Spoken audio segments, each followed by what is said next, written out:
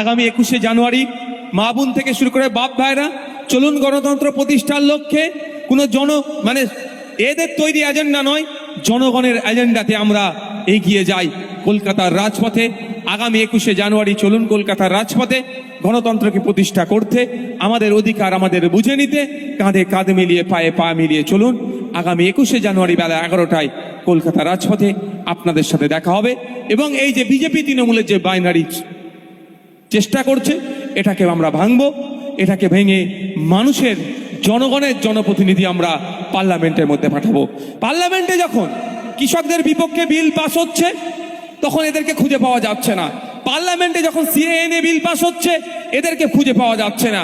পার্লামেন্টে যখন জনবিরোধী bill pass হচ্ছে এদেরকে আমরা খুঁজে পাচ্ছি না। এরা কি করছেন? টিকটক ভিডিও সেলফি তুলতে ব্যস্ত হয়ে পড়েছেন। তাই আগামী দিনে 2024 নির্বাচনে আমরা আগামী 21শে জানুয়ারি মা বোন থেকে শুরু করে বাপ ভাইরা চলুন গণতন্ত্র প্রতিষ্ঠার লক্ষ্যে কোনো এদের তৈরি এজেন্ডা নয়, জনগণের এজেন্ডাতে আমরা এগিয়ে যাই। কলকাতার রাজপথে আগামী 21শে জানুয়ারি চলুন কলকাতার রাজপথে গণতন্ত্রকে প্রতিষ্ঠা করতে, আমাদের অধিকার আমাদের বুঝে নিতে কাঁধে কাঁধ মিলিয়ে পায়ে পা মিলিয়ে চলুন। আগামী 21শে জানুয়ারি বেলা 11টায় কলকাতা রাজপথে আপনাদের সাথে দেখা হবে। এবং এই যে বিজেপি তৃণমূলের যে বাইনারি চেষ্টা করছে, এটাকে আমরা ভাঙবো।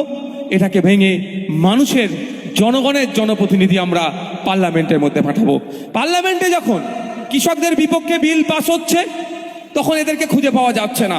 পার্লামেন্টে যখন সিএএনএ বিল পাস হচ্ছে এদেরকে খুঁজে পাওয়া যাচ্ছে না।